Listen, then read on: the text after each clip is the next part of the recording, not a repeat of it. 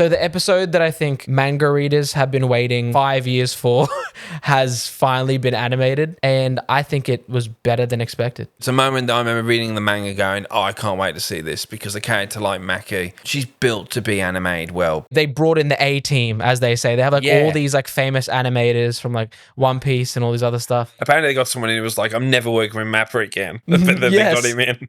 So it's very Kill Bill. I'm sure his family will miss him. He gave his life essence. But no, episode 4, it's all butt-to-butt action. It's probably one of the strongest episodes of the whole series so far. Longest episode as well, I think. Yeah. 28 minutes, no cold open. Yeah. You just kind of begin with Maki walking into the Zen'in clan, like claiming that since Fushiguro is the clan leader, she therefore is fine to go do what she needs to do. Mm-hmm. But they're not going to have that. And her loving father is certainly not going to have that. And he has already fucked up May. He's now fucked up Maki. And he's chucking them in like the pit that they have. It's like a training room, but he's like, it's for training and punishment. Yeah, I think they used to chuck Toji in there, I'm pretty sure, like that. Yes, I think it gets like alluded to in the manga at least that they would put Toji in there. Yeah, which is wild. And he says, the maddest shit because the Zen'in clan are just fucked.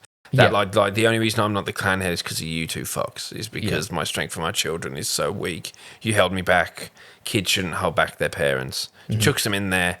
And then it's the last quiet moment. It's when it's revealed that Mei and Maki are, according to the rules of Jujutsu, they're technically the same person.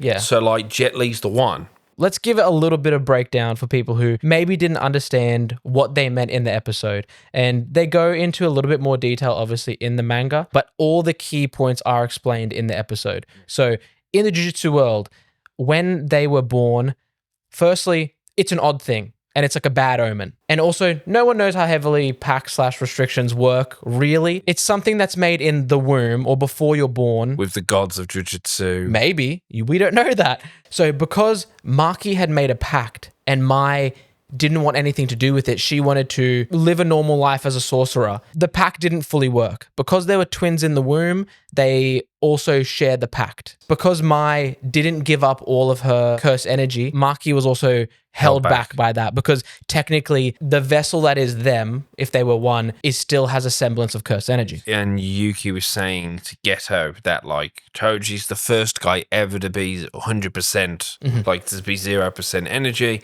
and that there are people who have the Heavenly Pact but can still raise themselves to decent Jujutsu levels. Maki's dad says at one point, like, even with your heavenly restriction, like, you're never really going to be as good as a sorcerer. Oh, like all your strength and speed, you're just the equivalent of us, like, is what he's saying. Yeah. It's not your pact that ain't great. Shit. Yes. Your pact ain't shit because I can at least got, I've still got magic.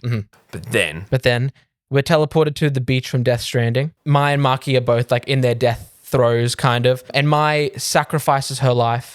She says, look, I've always had a shitty power. I've always been holding you back. Here, it's the last thing I'm ever going to create. It's a subscribe button to Bergenbeard. It's the most beautiful creation she's ever done. Well, Maki subscribes and unlocks her full heavenly pact. Imagine what could happen to you. Imagine what could happen to you. Maybe your mum will return your calls. But no, then we get the full awakening. What's that called? He's going in a second. Who cares what his name is? He feels the aura of zero cursed energy. Well, he's like, all the cursed spirits are dead. And he goes, I made myself forget this fear. He forced himself to forget the fear of Toji. Because what I love about the whole Zen'in clan is they basically have kidded themselves into believing Toji wasn't shit. Either they made him believe that, and that's why he left, because, you abuse him from a young age. It's like an elephant in a circus. Yeah, but they all kind of lived in fear of it. So when he goes, I made myself forget this fear, and then he looks at her, and it's probably one of my few niggles as a manga fan is I wasn't crazy about how they did that iconic, because in the manga it's the side by side. It's Toji and Maki. They're both doing the same pose, the dead eyes. And it's the father seeing it going, shit, it's Toji come again, basically, equivalent. And in this, they kind of did like an outline of him. It was okay, but it wasn't exactly what I, as like a manga purist. But incredible moment because he loads up his sword, but she's so clean with it, like fucking Hell's Paradise, is he doesn't even realize he's dead after she makes the move. It's Underworld, the end of Underworld, where she slices through his head, and then he's just like...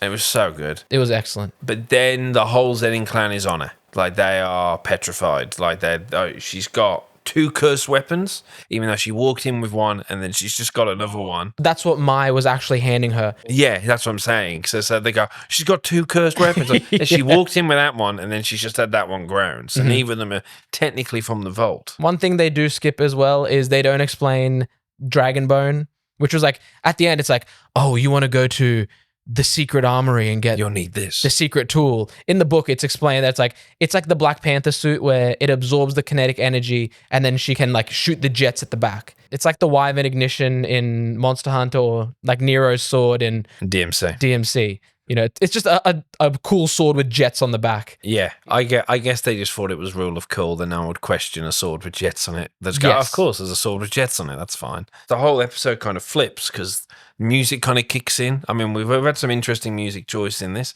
Sometimes I felt like I was watching Birdman with some of the drum beat, you know. We have so many references to particularly Western art in the intro. In this one, it's the Kill Bill Crazy 88 sequence. Like, it's very similar, which obviously is in itself. It loops back around to Akira Kurosawa anyway. It was beautiful, really. Wonderfully done. And, you know, they even do the black and white. There's some similar shots with the reflection on the blades. And it's like, they're the Hay, or like they're the Hay soldiers or something. Yeah. But what's interesting is that they're all children born of the Zenin clan.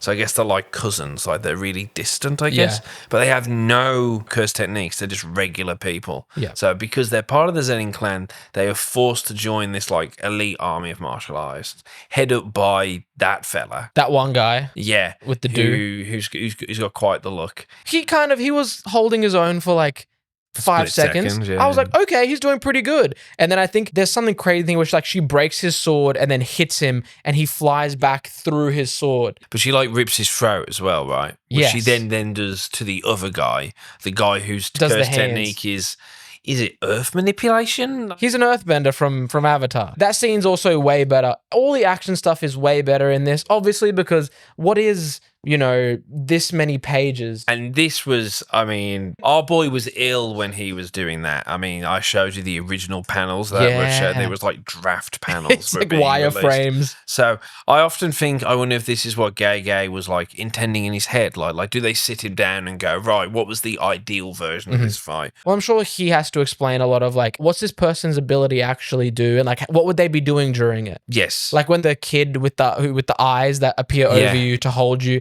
it doesn't come across that well in the book. No, but when you see it in action, like obviously in motion, it looks great. Same with a Uber Punch move. Yeah, I mean, the whole sequence is incredible because then after she beats the Crazy 88, but the Crazy 88? Oh, Hey. okay. She beats them with ease. And there's the incredible where she's like, it's like she, similar to Gojo, where he becomes fully awakened. It's that sense where she's just still like enjoying getting used to it. She slides around on the blood. Yes. Like she's that like used to her momentum that she's building. So she makes such quick work of them. She's like Super Smash Brothers Melee wave dashing. Like she's like momentum canceling in the fight. Incredible. It's insane. And she beats them super stylish, super easy. Then she gets the free main Hay. And the younger fella is holding her down and he says what they all have said. It's weird because I kind of like that character. I liked him in the manga. I like him here where I guess because he's younger. The younger kid? Yeah, there's like a little sense of innocence to him. And so because of that, but he's also like very honest because he goes, we are only here because Toji let us be here. And she's fucking Toji come again. So we got to get on this now. He's fucking shitting it. And he even says, I know I'm going to die doing this. But you need to make it worth it. For the sake of the clan. And what's different is, in the manga, he's really eager to get over to her. But in this, it still shows that zen arrogance that they all truly think that they're better than some woman. Well, I think my fanfic brain is like, I think his curse technique is written into how slow he moves. He can generate more power the longer he takes to set up the punch. That's why he works in such good tandem with the kid. The kid can hold him and he can just like, the longer he takes, he just like kill somebody. Yeah. There's a great character in Hunter x Hunter where the more times he winds his arm back, and so he fights this person. He's like, you can land any one punch. I'll let you just take as long as you want to like, you know, get it good. And he's like, all right. He goes, I've never wound it up 7 times before. And it's like blows someone in half. Incredible. But no, and then the kid loses his eyesight because he like burns out his technique. But believes he's done it. And he's like, we did it, didn't we? And then Maya just walks out of the dust with like completely unaffected. the head. And then she just goes like this. Boop. And doesn't even confirm the kill with him, just lets him die happy. Like, that's probably the kindest thing, I guess. But then, of course, she gets to the head of the hay. It's good old Naoya Zenin, who, as a character, is wonderful because this man simply refuses to learn the lessons. Yes. How many times are we going to teach you, old man? Don't underestimate your opponent. There's more to meets the eye. Don't just spam your technique and hope it works out. Yep. I do like that they show, and I love it, is that for a guy to be punching that quickly, it would cause such energy that it would basically obliterate a normal person. But they actually show it on Maki that her body like glows orange with all like the, you know, the, well, what would it be called? The friction or the friction energy or whatever. The kinetic energy? Yeah, with all the kinetic energy, it would actually like burn or explode a normal person. But because she's got like a body of steel, she completely survives. It was the sequence I was looking forward to the most. Yeah. And at first, yeah, you know, an ideal world as a nerd, I was hoping for like a 10-15 minute Sukino Maharaga, Naoya Maki. But I, obviously for the sake of the narrative, think this works so much better for a character like Naoya because we also get flashback too. And I loved it. I know there were some people online who think they preferred, but I felt Mappa got the cake and got to eat it too because we got the flashback of him seeing Toji for the first time. And this was a fundamental moment for Naoya because it's him at 7 years old or whatever it is, believing that he is the best of the best. He's going to be the next leader of the Zenin clan. He's got his dad's technique. He's a natural at Jujutsu.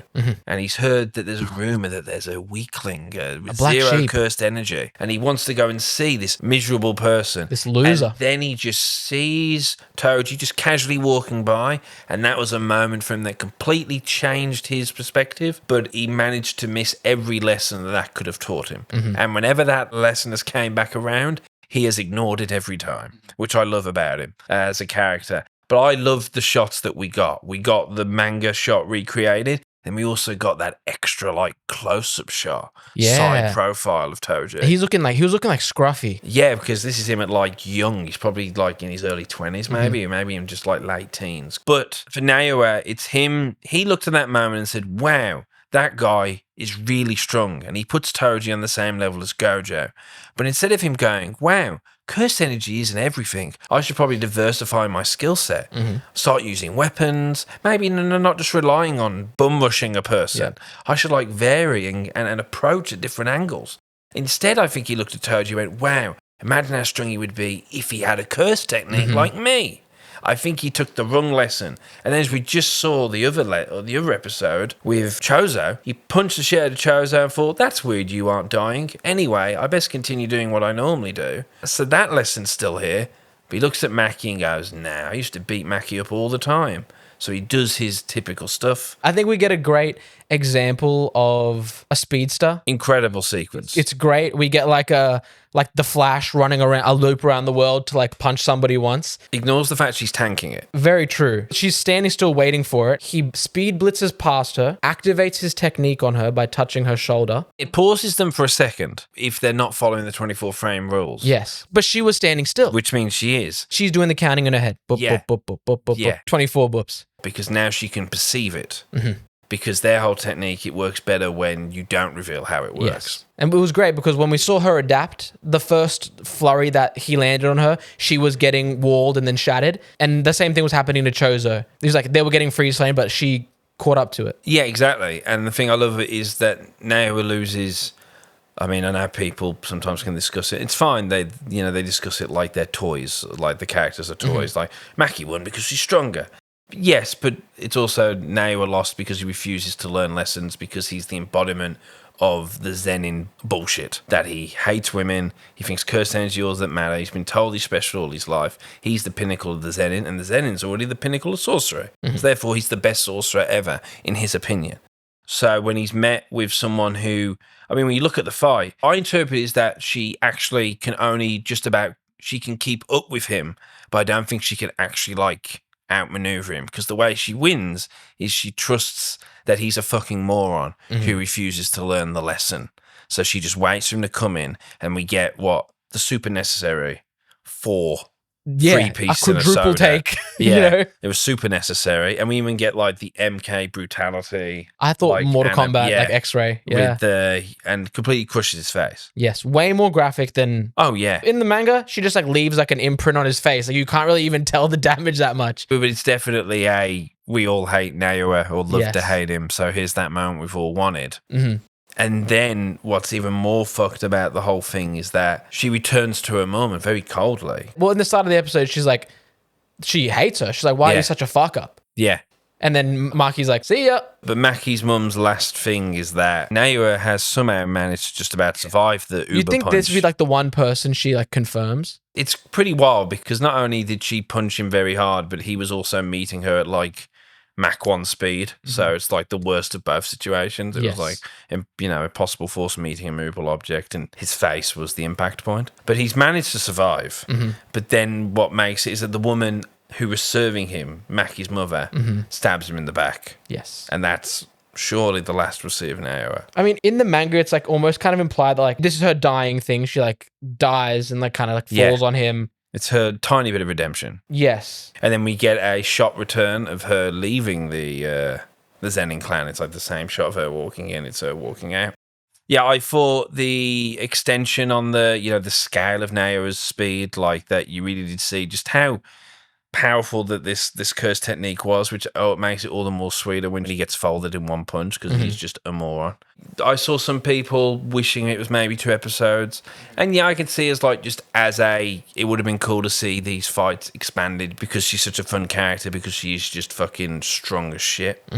But I think also the emotion of it would have been lessened if it was 2 episodes. Yeah. I think the fact that she runs through these people so quickly is meant to be the testament to their almost hollow power, their shallow power, and it's her actual power. Is that if she wanted to, she's just walked in an afternoon, has basically destroyed this whole. I mean, at the end text is basically the Zen'in clan is no longer a clan; they are gone. The other families are like, well, we should dethrone them as one of the big houses, right? Like they don't exist anymore. But the Jujutsu heads were like, no, we have to keep them in for now. Crazy, but I do love shit like that.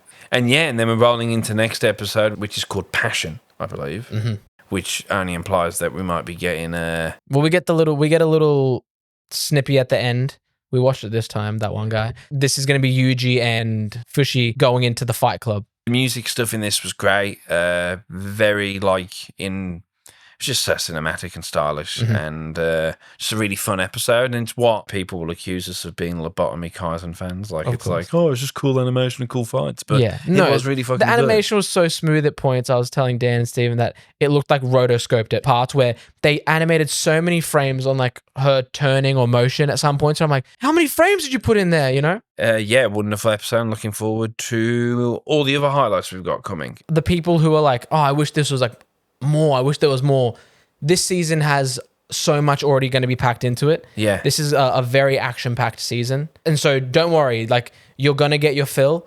So don't feel bad that this was short. You know, everyone is going to get a turn, and soon you're going to be wishing for a bit more story and not so much action. And I'm calling out the people who think Fushiguro's shit, because just you wait. In about 6 episodes time, you're going to be like, I always liked him. What are you talking about? I'm the only person who likes him on the whole internet. Man throws bunnies at people. Grow up.